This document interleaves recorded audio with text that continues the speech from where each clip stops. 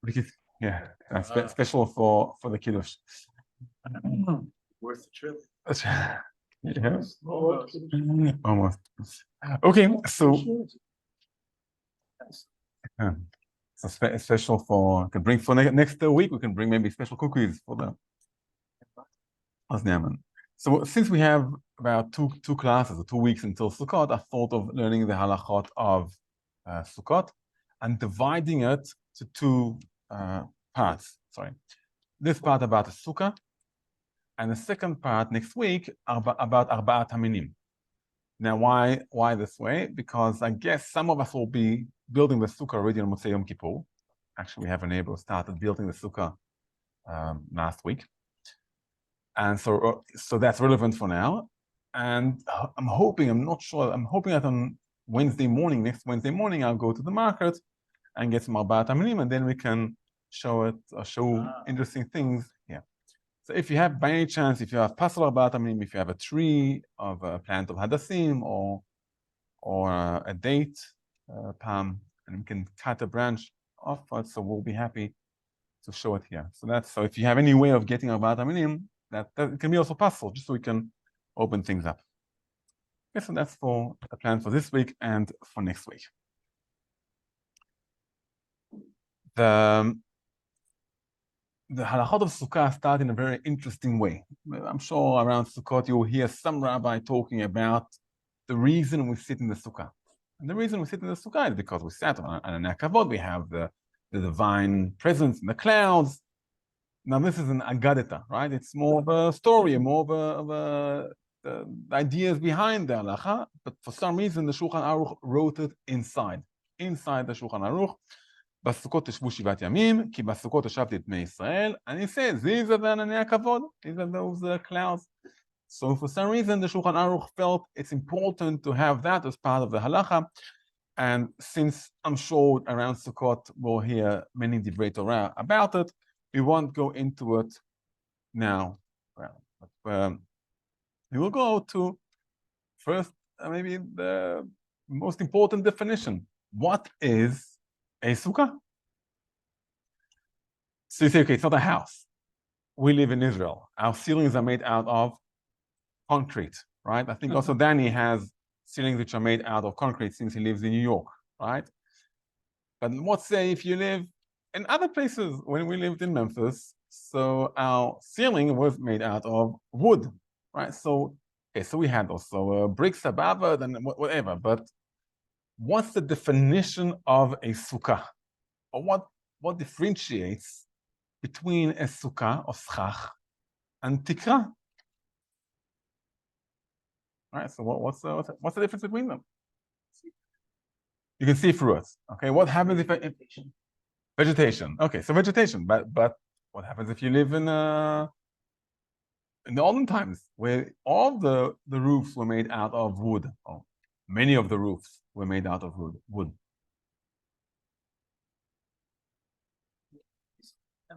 So temporary. Okay, so temporary. What happens, and that's a very relevant question, a very common question. I have a pergola. I don't have a pergola, but some people in the community have a pergola, right? Now, you have a pergola, and it's there. How long have you had that pergola for? 3 or 4 years. And how long can it last for? A long time, right? A long time, okay? Depending on what side of the wind he lives, yeah. But it can last for a long time. So we have a pergola there. That's actually possible, that pergola there. But the possible one here, we might discuss it today. Okay, maybe we'll discuss it today. Is his pergola kosher or possible for schach? Your pergola. I'm asking about your pergola. So he hopes it's kosher. Maybe let's just tease him. Okay, let's tease Arnold. Okay, let's tease Arnold. Your pergola is puzzle. I'm teasing you. I'm saying the opposite, right? Pergola is puzzle. It's there the whole year round. It's a house. What's the difference between that and the house? Okay. A special roof made out of wood. Okay. So let's. So that's a question which we meet quite often. What is a definition of a sukkah compared to other things? And your pergola is kosher. It's fine. You do have to do something small every year. You probably know you lift up one piece and put it down again, right? But it's kosher. But why is it kosher? So I'll read here the Mishnah Bua. And it's taken out of Rashi. The Torah says, "Besukot teshvu shiv'at yamim." Live in a sukkah for 7 days. From that understanding of go out and from your house and live in the sukkah, we understand that a house and sukkah are two different things, right? A house and sukkah are two different things. Okay, so we know there's some kind of differentiation between them. What could be the differentiation? The Gemara in the beginning of Masechet Sukkah. It brings us Rabbi Zera. We aren't posting the halacha, but it does give us an idea of what is Sukkah. There's a pasuk, I think in Yeshayahu, "V'sukkah tiyeh letzel." It talks about the days to come, the days of Mashiach, that we'll have Sukkah for a shade. To have shade. So the definition of Sukkah or schach is something which gives us shade. It's supposed to give us shade. While a house is supposed to protect us from many things, from rain, from sun, okay, also shade from rain, from people seeing us, okay, gives us privacy. Okay, so Sukkah, the main purpose of Sukkah is to protect us, to give us shade. And the house it's a multi-purpose. Right? It's supposed to live there permanently, year-round, winter, summer, so other people can't come into us. We can walk on the roof in the house, right? We can build something above it. It's a multi-purpose ceiling. Right? So that's the definition between a sukkah and a house. So we have here the idea of schach, it's to give us shade, and tikra, has many, many things. So that's the basic idea. I'm skipping to the middle of the halachot of Sukkah. Okay, and then we'll go back to a few other halachot. If you're following us in the Shulchan Aruch, we'll be in Siman Taf Reish Lamed He and Taf Reish Lamed Vav, 635 and 636. The Gemara and also the Shulchan Aruch brings a list of a few sukkot which they are not made for schach, okay, for sukkah. They are made for shade. For example, shepherds. A shepherd, he lives in the desert. Okay, you can see here, there's no trees outside, right? You go out, it's desert. How does he have shade? He builds a sukkah. Okay, that schach there, is that built for shade? Yeah, it's built for shade. So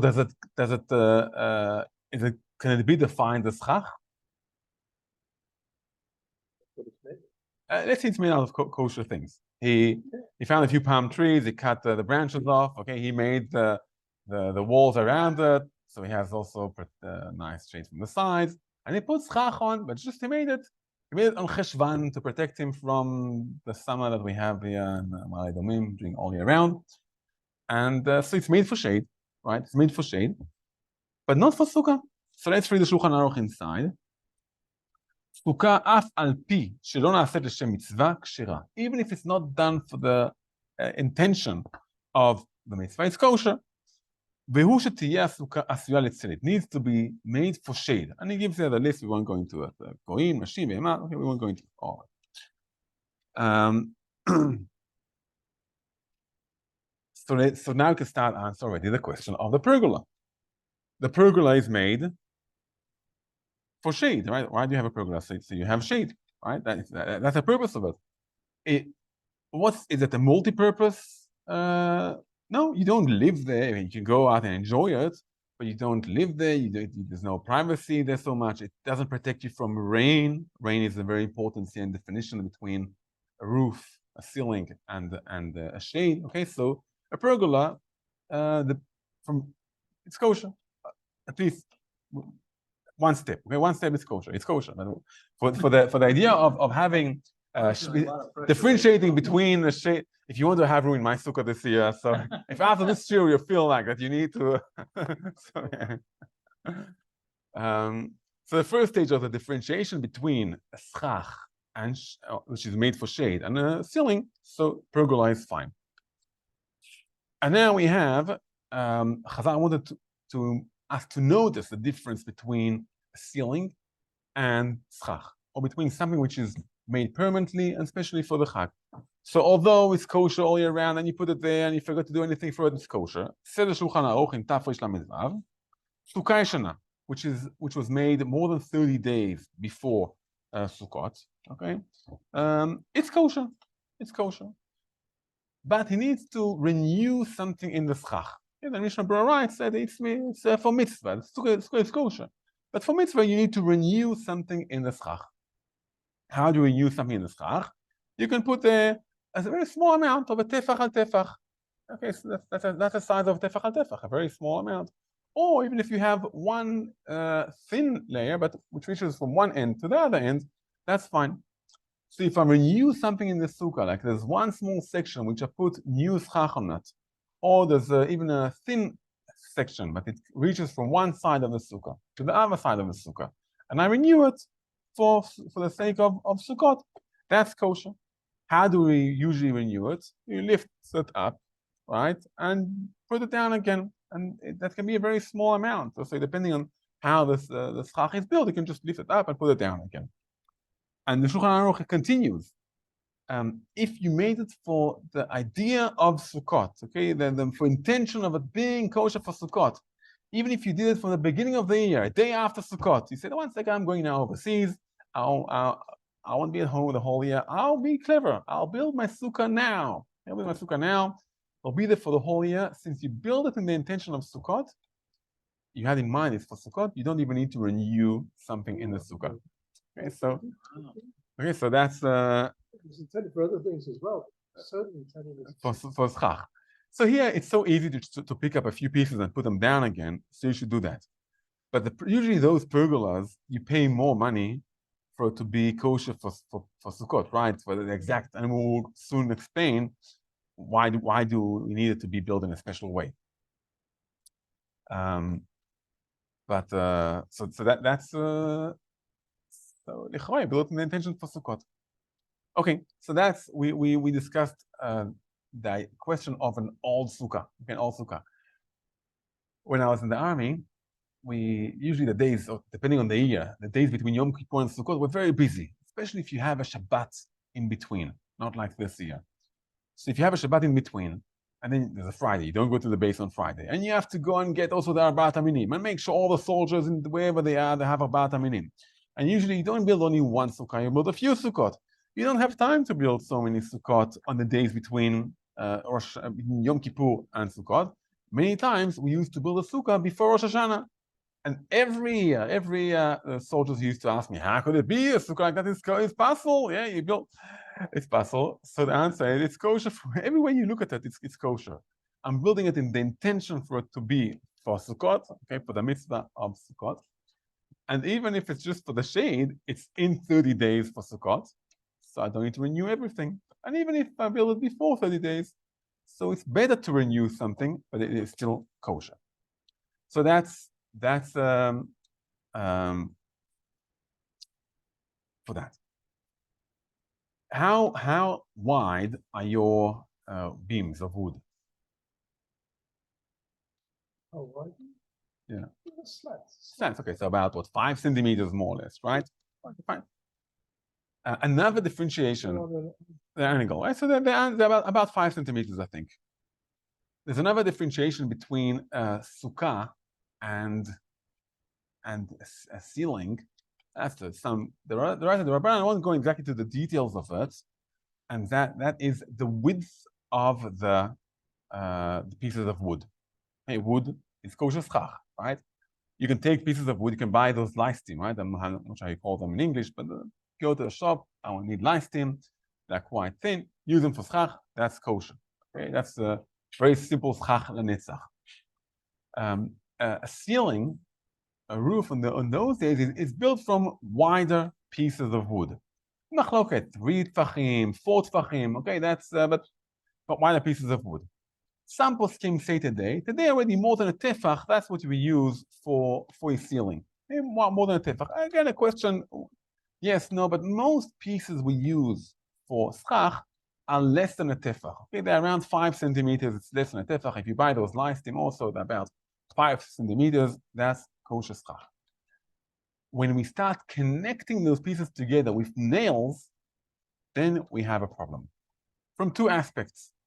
One, maybe when I have too many pieces connected together, it's considered as one big piece, and we say that's puzzle. It looks too much like a ceiling, and so that's one problem we have with the pergola out here.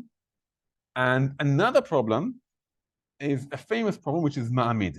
And since the question of ma'amid is more common, we will leave for now the question of the wide pieces of schach, okay, because none of us use pieces which are wider than one tefach, and we'll go to the question of ma'amid. Okay, so ma'amid. Before we go into ma'amid, and before we explain what it is, I'll just give the bottom line. Okay, ma'amid is a rabbinical problem. I'll explain soon what it means. There's a machloket if it's a problem or not, but still lechatchila we should be machmir with ma'amid. But we should still remember it's a rabbinical problem, and we should look out for bigger problems than ma'amid. I'll give you an example. I'll start with a story, and then we'll go into understanding what ma'amid. The general idea of ma'amid is something which is mekabel tum'ah, something which can accept tum'ah, like metal, which holds the schach. And that's very relevant because it's also holding the schach. Most of us have sukkot which are made out of metal, right? And also tying the schach down. And I'm sure us who live in a windy place like Ma'ale Adumim, all of us have, unless you have a pergola, all of us have the schach tied down, right? You don't have wind. You have winds? It's on You the. don't know that? You asked your side. Okay. March. Oh, okay. Twice a So, week. yeah, March. right. Yeah. You have much less wind. Yeah. Right. So you have much less wind. On that side, there's people who the mezuzot fall off from the wind. It's yeah. Yeah. You stick. Yeah. Last year, someone told me when we were still new here, someone told me, take your sukkah, tie the schach down for everything, get a missile on the sukkah. If the sukkah lasts, it's good. It's good. It will last the winds. Yeah. Anyway, so ma'amid is when we have something which is mekabel tum'ah, which accepts tum'ah, which holds the schach. And we'll get to it in just a moment. Just a story about it. When we lived in Kadimas, we had a community with people who are religious and people who are getting closer to Yiddishkeit. And on Simchat Torah, we had once a meal at one of our friends who was getting closer to Yiddishkeit. So people brought the food, and the food was kosher, but he didn't have room inside the sukkah, inside the house. So we sat in the sukkah. In the sukkah, they did something so we can sit in the sukkah. They took a bit of the schach off. So it will be noticeable that we aren't sitting in the sukkah. And then one of the guys was also getting closer to Yiddishkeit, but from his point of view, ma'amid, that was the most important thing. He used to make sure that no metal touches the schach. That's a ma'amid. He goes to him and starts bugging him and nudging him about the fact that the sukkah, his sukkah, was puzzle because he sat in the schach with a sukkah, which is a puzzle. It's ma'amid, it's metal, which holds the schach. Okay, so in any case, it was an irrelevant topic because it was Simchat Torah. I go out of the sukkah, look up, and I see that the sukkah is sitting underneath a tree. Okay, so ma'amid is a problem. We want to be machmir in ma'amid, and we want to make sure that everything is fine there. But we should make sure the sukkah is first kosher, and then deal with the ma'amid. Okay, so how do we get to ma'amid? There's a machloket in the Mishnah in Sukkah about someone who builds a schach on a bed between Chachamim and Rabbi Yehuda. Rabbi Yehuda says it's possible. Chachamim say it's kosher. Okay, so that's the machloket. Someone who on a bed. He takes a bed and builds a sukkah on the bed. Okay, so what's the problem with that? So the Gemara brings two explanations in Rabbi Yehuda. Okay, two explanations. According to Chachamim, there's no problem. Two explanations in Rabbi Yehuda. One explanation, according to Rabbi Yehuda, it's a famous sheet of Rabbi Yehuda. The sukkah needs to be more permanent. We hold the sukkah needs to be something which is temporary. Rabbi Yehuda says in the spectrum of temporary, he takes more the permanent side. Okay, so we see it in many places. For example, a sukkah which is higher than 20 amma. That's permanent, right? So it is. If you have a sukkah which is higher than 20 amma, let's say you have an idea, a genius idea. There's two buildings next to each other. And you say, instead of building a sukkah, I'll go up to the building, put schach between the two buildings, and I'll sit down on the bottom. Physically, you're sitting underneath a sukkah. It's underneath schach. It's there for shade, more or less for shade. The fact it's about 100 feet above your head, or 50 feet above your head, whatever, you're sitting physically underneath schach. The halacha is it's possible. The schach needs to be less than 20 amma. Yeah, more or less 10 meters. Rabbi Yehuda says it's kosher.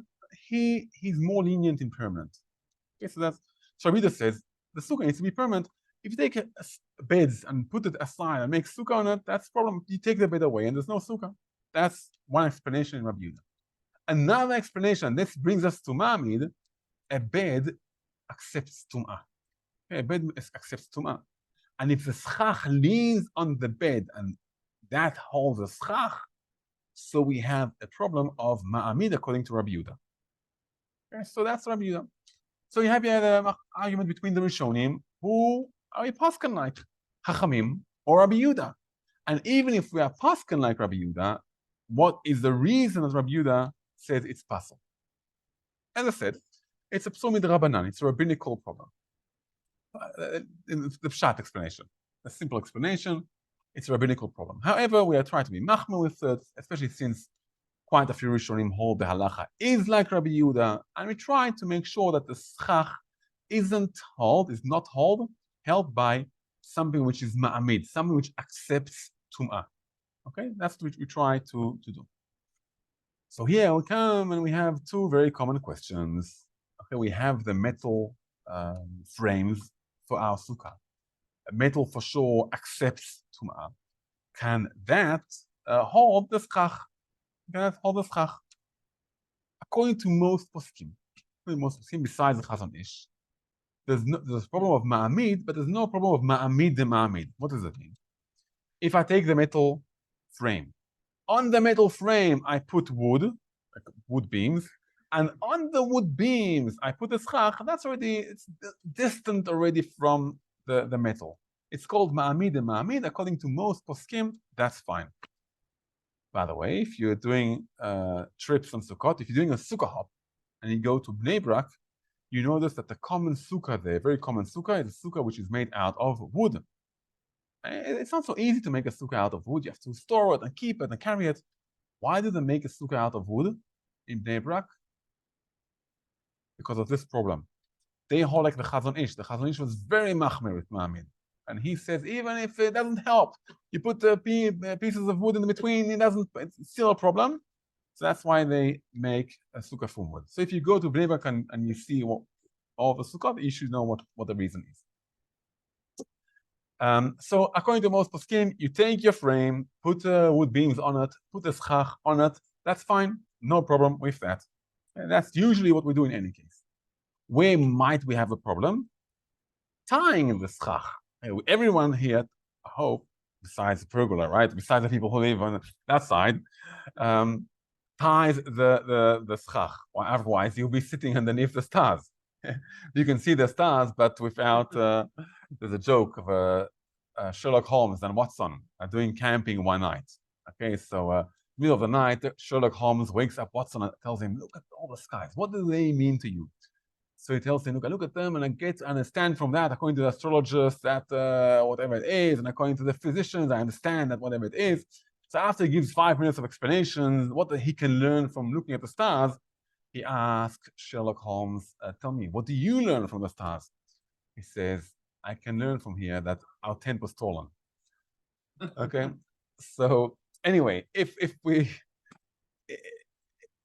you don't tie the schach, you end up with a schach, and that's a problem. So what do? Tying the schach itself creates a problem of ma'amid, because what holds the schach to the sukkah? If you tie it with metal or plastic, if it's mikabel tum'ah, that's something which is mikabel tum'ah, might be a problem. A very common way and a very simple way to do, you put beams on the schach, wooden beams, and you tie those beams to the sukkah. So again, we have ma'amid. According to most poskim, it's no problem.